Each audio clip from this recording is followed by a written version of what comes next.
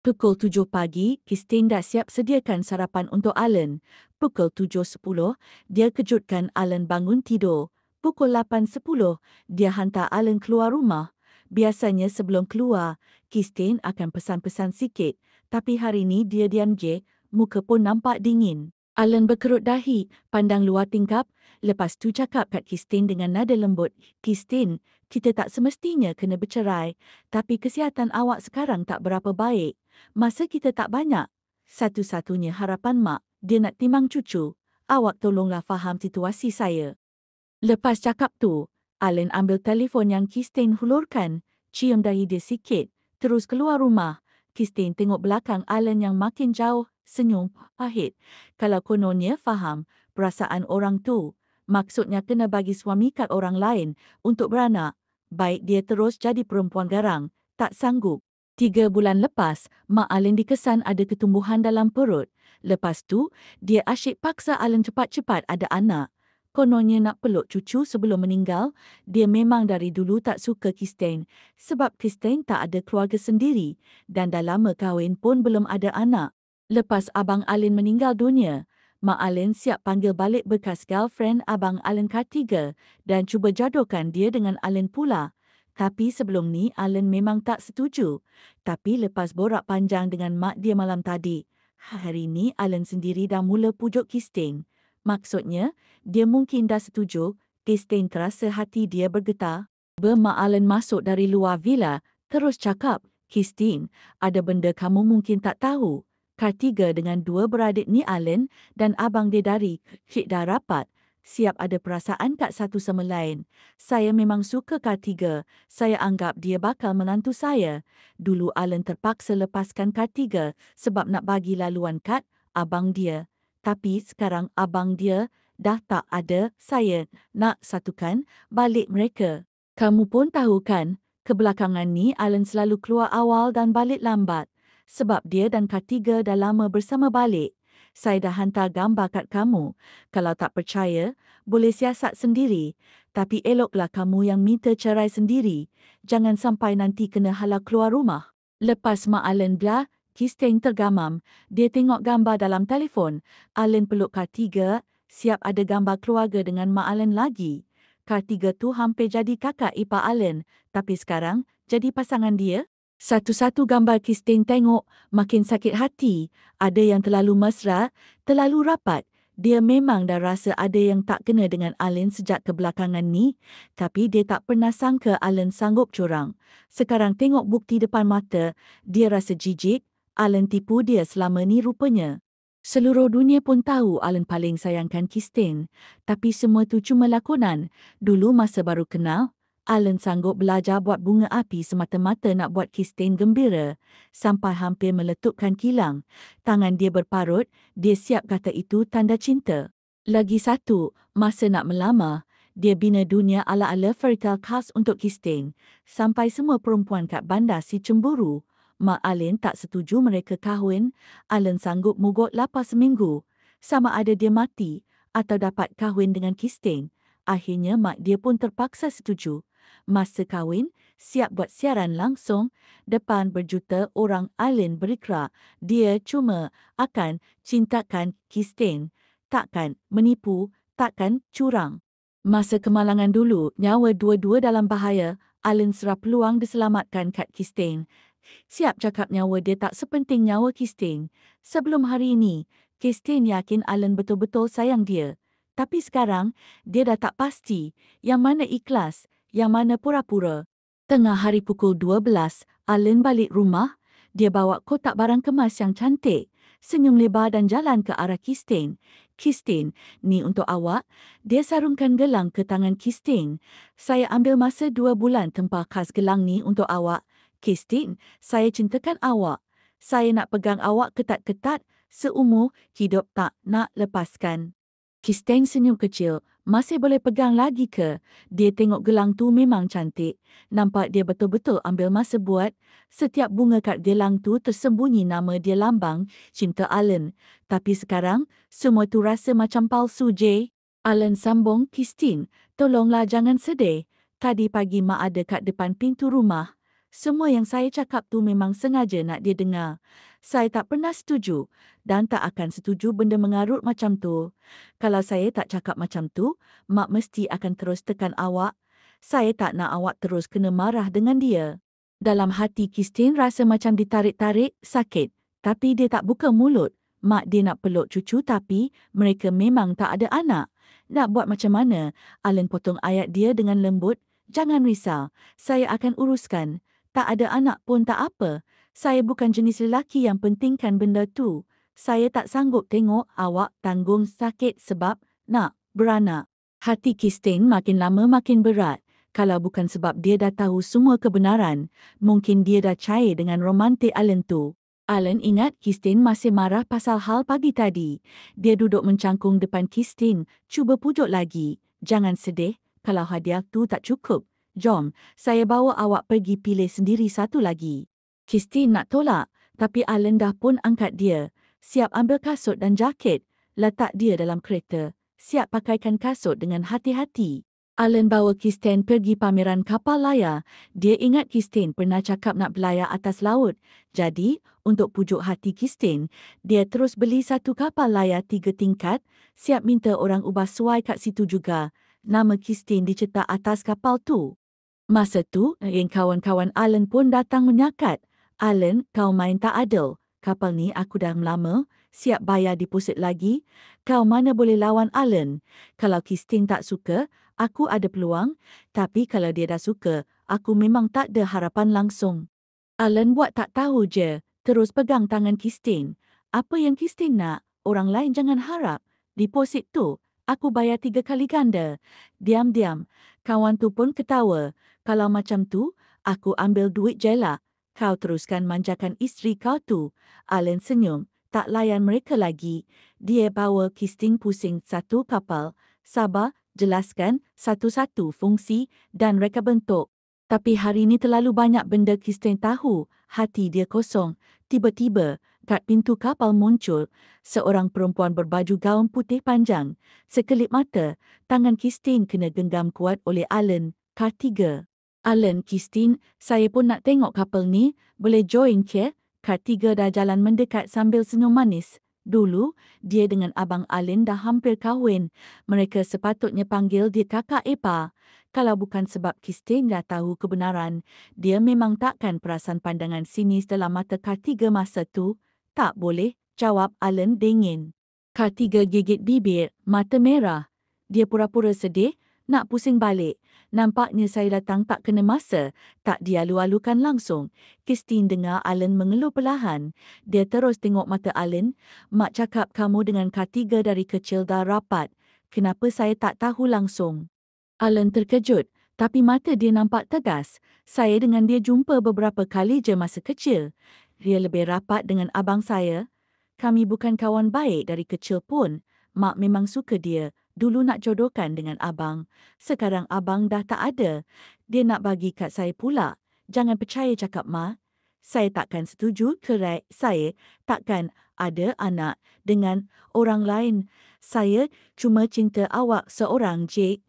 Tapi dalam hati Christine, rasa sakit tu makin kuat. Kalau awak curang, kalau awak tipu saya akan.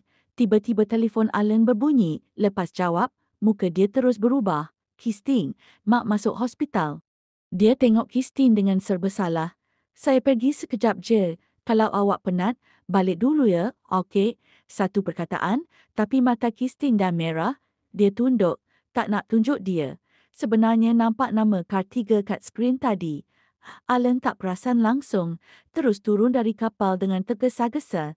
Christine tengok belakang dia dan dalam hati dia tahu mereka berdua memang takkan sampai ke tua. Dia sambung dalam hati, saya akan pergi tanpa ragu-ragu. Lepas tu, Christine ambil telefon, type satu mesej. Saya setuju balik. 10 hari lagi saya akan balik. Tolong bantu saya uruskan proses cerai. Terima kasih. Christine keluar dari pameran kapal layar, berjalan tanpa arah. Tahu-tahu, dia sampai dekat dunia impian, tempat yang Alan bina khas untuk dia. Konon dunia dongeng untuk sang puteri, tempat tu memang popular untuk pasangan bercinta. Skrin kat pintu masuk sedang main video Alan. Christine, hari ni hari ke-4189 kita kenal. Terima kasih Tuhan sebab bagi saya jumpa awak. Saya cintakan awak. Dekat bawah skrin tu ada dinding cinta warna merah jambu, penuh dengan gambar dia dan Alan, siap dengan semua ayat-ayat romantik yang Alan pernah cakap. Alan hanya cintakan Christine. Alan takkan pernah tipu Christine. Kalau ada hayat kedua, isteri Alan tetap Christine. Kat bawah sekali, ada harapan dari ramai pasangan. Yang paling banyak, semoga cinta aku macam Alan dan Christine. Cinta yang hebat dan penuh drama. Christine rasa semuanya macam lawa. Kalau mereka tahu Alan sebenarnya curang, apa agaknya reaksi dorang? Dia terus berpaling, tak sanggup tengok lagi. Alan mesej katanya, malam ni dia ada hal, tak balik. Dia suruh pemandu hantar Christine balik rumah. Baru sampai rumah, telefon dia berbunyi lagi nombor, tak dikenali. Christine, duduk sorang kat rumah sunyi ke? Suami awak sekarang tengah teman saya tahu. Ingat awak penting sangat dalam hidup dia. Nampaknya taklah. Ketiga hantar mesej penuh sindiran. Christine genggam telefon, jari sampai pucat. Rasa macam seluruh tenaga hilang. Dia jatuh terduduk. Dia pegang dada. Rasa macam nak pecah. Telefon dia vibrate lagi. Kali ni, gambar Alan tengah peluk ketiga muncul. Dalam pantulan kaca jelas-jelas, bayang Alan. Christine tengok gambar-gambar tu berkali-kali. Hati dia rasa macam kena hiris. Luka yang dah terbuka macam kena tarik-tarik lagi. Gelangkat pergelangan tangan tu rasa makin berat. Dia tarik kuat-kuat sampai buang ke lantai. Pergelangan tangan dah merah teruk. Siap ada yang berdarah halus. Rumah tu gelap, dia duduk mencangkung dekat pintu masuk. Badan dia menggigil. Tak tahu dah berapa lama dia duduk macam tu, jari dia mula gerak sikit. Bila fikir dia nak tinggalkan tempat ni, dia perlahan-lahan bangun dan mula kemas barang sendiri. Alan tak balik langsung malam tu, Christine tak tanya pun. Esok paginya, Christine pergi ke tanah perkuburan, ziarah kubur mak ayah angkat dia. Setahun lepas baru dia tahu yang dia bukan anak kandung, ibu bapa kandung dia ada kat negara N. Dah lama ajak dia balik. Tapi sebab sayang sangat kat Alan, dia tak pernah setuju. Sekarang dia dah buat keputusan nak pergi. Dia rasa kena bagi tahu mak, ayah angkat dia dulu. Dia beli bunga lili yang mak suka dan makanan kegemaran ayah. Abah, mak, saya nak pergi dari sini. Lepas ni mungkin susah sikit nak datang jenguk korang lagi. Abah, saya tahu Abah paling sayang saya. Saya janji jaga diri elok-elok. Mak, saya tahu mak nak saya kahwin dengan orang yang baik. Maaf mak, saya dah kecewakan mak. Lagi 9 hari saya akan pergi. Tunggu, siapa yang nak pergi? Tiba-tiba suara Alan muncul dari belakang. Christine terkejut. Jantung dia macam nak pecah. Alan dah berdiri belakang dia entah bila. Dia cepat-cepat tunduk. Christine, awak nak pergi mana? Balik rumah? Mana lagi saya nak pergi? Christine lega sebab nampaknya Alan tak dengar semuanya. Macam mana awak tahu saya kat sini? Alan tak jawab. Di bandar sini, selain sini, Christine memang tak ada tempat lain nak pergi. Setiap kali dia sedih, dia memang datang ke sini. Alan pun cakap kat arwah mak ayah angkat Christine. Jangan risau, saya akan jaga Christine baik-baik. Lepas tu dia buka kot dia, letak kat bawah lutut Christine. Lapik sikit, nanti lutut sakit. Saya tak sanggup tengok awak sakit walau sikit pun. Tiba-tiba mata Alan kelihatan pelik. Dia tengok belakang Christine dan cakap, awak sembanglah dengan Abah Mak dulu. Saya jalan-jalan kejap kat sana. Christine perasan sesuatu tak kena. Tapi dia buat tak tahu dan cuma jawab ringkas. Tak lama lepas tu, Christine dapat satu mesej, nak tengok sendiri, datang ke hutan belakang. Dia tahu tak patut pergi, tapi kaki tetap melangkah. Tangan pegang telefon kuat-kuat, cuba tahan perasaan sendiri. Dalam hutan belakang tanah perkuburan, dia nampak ketiga peluk Alan. Tangan melingkar kat leher Alan. Alan tolak tangan dia dan marah, jangan bagi Christine nampak awak. Christine tengok semua tu, rasa nak muntah. Dia terus undur ke belakang. Tangan menggigil pegang telefon. Dah tak rasa apa-apa. Pemandangan tu menyakitkan sangat. Air mata dia turun tanpa henti. Dia tersepak batu. Jatuh terduduk. Tapak tangan kena batu tajam sampai berdarah. Sakit tu sampai buat dia tercekik nafas. Setengah jam kemudian, Alan balik, tapi Kirsten dah tak ada. Yang tinggal cuma jaket dia atas tanah. Alan rasa panik. Dalam hati, dia rasa macam Kirsten dah hilang dari hidup dia.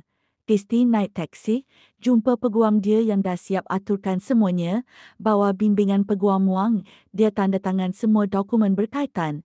Sebelum balik, peguam pesan supaya segera minta Alan tanda tangan surat cerai untuk masuk fasa cooling period. Bila dia balik rumah, Alan dengan mata merah terus lari peluk dia. "Nasib baik awak balik. Saya ingat awak dah tak nak saya lagi. Saya tak boleh hidup tanpa awak." Telefon Kirsten tak dapat dihubungi. Alan dah hampir hilang akal.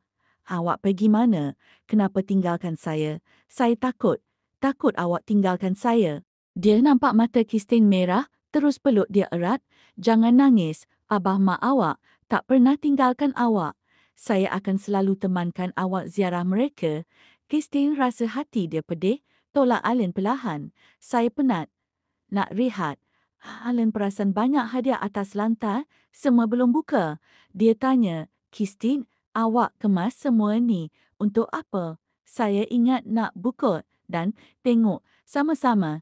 Kirsten cuma jawab dengan nada lemah, tapi mata dia penuh kesedihan yang Alan tak nampak. Dia masuk bilik, baring diam atas katil. Gambar Alan peluk ketiga asyik muncul dalam fikiran. Tutup mata pun tak hilang. Tanpa sedar, air mata turun lagi. "Kirsten, awak tak suka gelang ni ke?" Alan kutip gelang dari lantai. Tanya hati-hati. Kirsten nelap air mata. Tak pandang dia pun, gelang tu ketat sangat.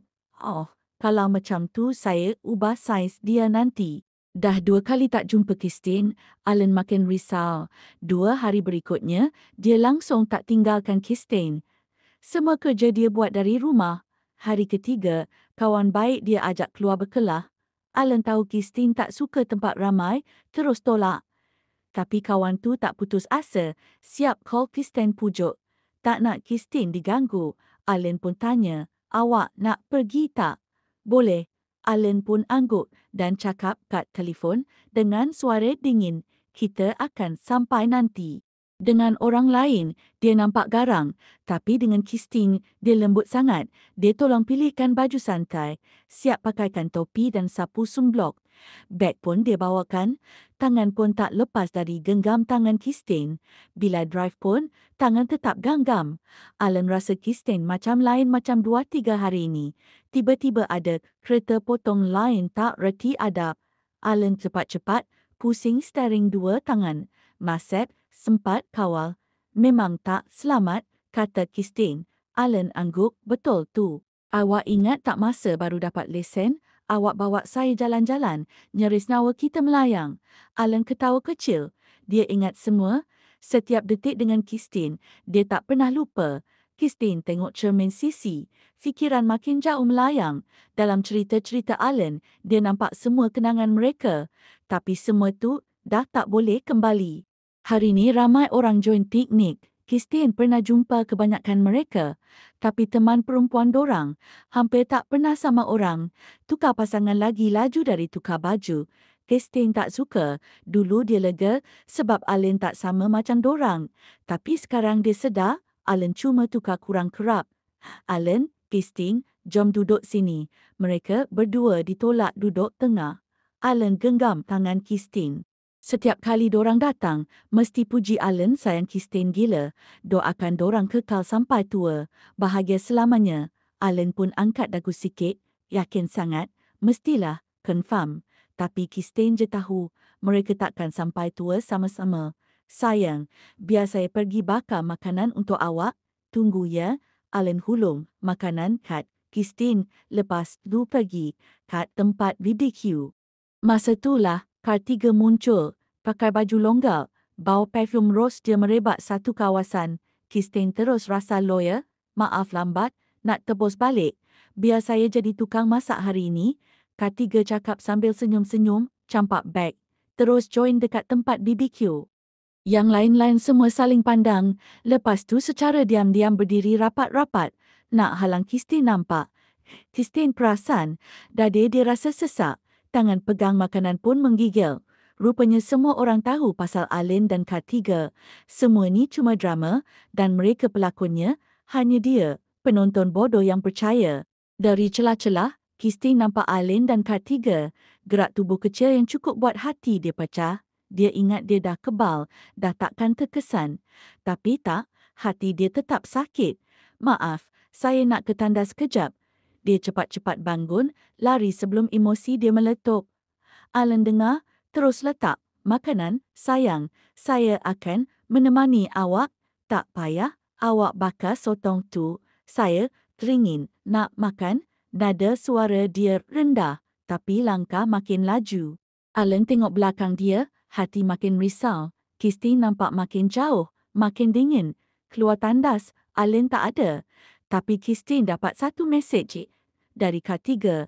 Siap bagi gambar dia, tengah peluk Allen dekat satu sudut. Christine tutup skrin. Hati dia dah mati rasa. Sakit pun tak terasa dah. Lepas sejam, Allen dan K3 balik. K3 senyum sinis kat Christine. Allen duduk sebelah dia. Bau parfum rose tu makin kuat. Christine rasa nak muntah. Allen tanya lembut, sayang, awak okey tak? Christine tarik nafas, tahan lawyer. Saya tak sihat. Saya nak balik, okey? Saya hantar awak. Allen ajak balik awal, kawan-kawan semua pelik. Dia nak genggam tangan Christine, tapi Christine elak. Tangan dia tergantung di udara. Christine dah pun jalan jauh. Allen cepat-cepat kejar. Sampai tengah jalan, telefon dia bunyi. Wajah dia terus berubah. Dia berhenti kereta, tengok Christine. Sayang, ada masalah kat ofis. Saya hantar awak naik kereta lainnya. Saya kena pergi sekarang. Christine senyum sinis. Dia dah tahu sangat. Nama atas skrin, K3. Saya naik taksi J. Awak pergilah kerja. Christine terus buka pintu, turun tanpa ragu. Allen panik. Dia nak panggil balik. Tapi telefon berdering lagi. Akhirnya dia terpaksa tinggalkan Christine. Saya janji akan tebus semuanya. Tunggu saya balik rumah. Christine cuma diam senyum. Dia takkan tunggu lagi. Lama juga baru dia dapat taksi. Pemandu agak tergesa-gesa. Tiba-tiba satu lori langgar lampu merah. Christine pengsan. Kaca pecah. Luka kat pipi, tangan dan badan semua cala bala. Dia koma sehari semalam. Allen dengar berita terus rush ke hospital. Dia ugut doktor-doktor. Kalau Christine ada apa-apa, semua akan tanggung akibat. Dia siap cari dua pemandu terlibat dan ajar mereka cukup-cukup. Bila Christine buka mata, benda pertama dia nampak ialah Allen. Mata merah, suara serak. Christine, awak dah sedar? Maafkan saya. Semua salah saya. Saya tak patut tinggalkan awak. Dia usap pipi dia lembut. Tapi Christine pusing muka. Allen terkaku. Dia nak pegang tangan dia. Baru sedar lengan Christine penuh balutan. Dia runtuh. Terluka macam ni teruk. Semua salah dia. Sayang, nak makan sikit. Christine diam. Mata kosong. Pandang siling. Allen makin gelisah. Christine, cakaplah sesuatu. Marah pun tak apa. Asalkan awak cakap. Christine pusing muka tengok dia. Masih tak bersuara. Christine, jangan tengok saya macam tu. Allen jatuh melutut. Suara bergetar. Jangan buat saya macam ni. Saya takut. Christine pejam mata. Setitik air mata jatuh dari hujung mata dia. Allen terkejut. Cepat-cepat lap dengan jari. Dia tak tahan terus peluk dia kuat-kuat. Christine, saya janji, saya takkan tinggalkan awak lagi. Semua salah saya. Saya minta maaf. Malam tu, Christine tidur tak lena. Dalam mamai, dia dengar suara ketawa perlahan kat sebelah. Ini bilik VIP, cuma dia seorang je yang duduk. Bila buka mata, dari pantulan cermin kaca, dia nampak Allen dengan K3. Christine pejam mata balik. Dah tak ada air mata nak keluar pun. Allen dan K3 keluar dari bilik. Tinggallah Christine dengan bilik sunyi yang kosong. Christine tahan sakit, perlahan-lahan turun dari katil. Buka tingkap, biar angin sejuk masuk. Biar hati dia pun beku sekali. Dia ambil telefon, buat satu panggilan. Lepas tu duduk, diam depan katil. Allen balik lepas hantar K3. Bila nampak Christine dah bangun, dia terkejut. Sayang, kenapa bangun? Sejuk macam ni awak boleh jatuh sakit lagi. Angin masuk dari tingkap terbuka. Allen pun rasa kesejukan. Dia cepat-cepat tutup tingkap. Allen, Christine tiba-tiba bersuara. Alan pandang dia dengan senyuman lembut. Ya, sayang. Saya nak kereta. Kereta saya sendiri. Nada dia perlahan, kosong. Tapi kata-kata tu hentak kuat hati Alan. Macam dia tengah minta izin. Bukan minta hadiah. Boleh, saya beli. Esok pun boleh. Tak, sekarang pun boleh. Awak nak yang mana? Kita pilih sekarang. Alan terus duduk sebelah dia. Buka telefon. Awak suka mana? Saya belikan yang paling mahal, paling bagus. Saya nak yang merah tu. Yang awak bawa saya masa kita pertama kali keluar jalan sama. Saya nak pindah hak milik. Dia keluarkan satu fail, dokumen cerai dari peguam wang. Saya nak sekarang. Alan terdiam, dahi dia berkerut. Macam mana cepat sangat Christine dah siap semua ni. Telefon dia berbunyi, dia abaikan. Tapi orang tu call lagi. Akhirnya dia angkat, suara perlahan. Saya datang sekarang. Wajah dia terus berubah. Syamas, panik. Sayang, ada hal kat ofis lagi. Saya kena pergi sekarang. Maaf. Christine tahan dia. Alan, tanda tangan dulu, baru pergi. Alan ambil fail tu, langsung tak tengok isi. Terus sign. Bila dia keluar bilik, Christine senyum kecil. Tapi air mata tetap jatuh. Rupanya, nak cerai taklah susah sangat. Dia tak nak duduk hospital lagi. Kepala dia okey. Luka pun tak serius. Cuma kat muka je parah sikit. Esoknya, dia pergi pejabat doktor untuk sign borang keluar. Tingkat tu sama dengan tingkat klinik wanita. Baru keluar lift. Christine nampak satu pemandangan yang buat darah dia beku. Alan tengah pegang K3, baru keluar dari bilik scan. Muka Alan penuh dengan cahaya bahagia. Wajah seorang bakal ayah. Cara dia pandang K3, penuh sayang, penuh cinta. K3 mengandung. Christine ketawa kecil. Dia keluar hospital, badan penuh luka. Balik rumah terus pucat lesi. Beberapa hari lepas dia dah suruh berhentikan semua pekerja. Sekarang, rumah besar tu kosong gelap. Dia duduk sorang-sorang. Dia duduk lama, diam tak bergerak. Sampai malam baru mula kemas barang. Nak pergi dah? Sikit je lagi. Lepas ni, kisah Alan dan K3 tak ada kaitan dengan dia. Malam tu Alan call, tanya kenapa tak ada kat hospital. Christine jawab acuh tak acuh, saya dah balik rumah. Alan pun lega. Christine rasa kelakar.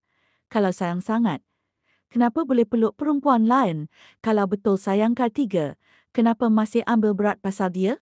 Mungkin Alan dah terlalu biasa berlakon suami penyayang sampai dia sendiri percaya. Sekarang K3 tengah mengandung. Alan sentiasa ada di sisi dia. Setiap hari, Christine terima puluhan mesej dari K3. Semua pasal kemesraan dia dengan Alan. Lama-lama Christine dah tak rasa apa.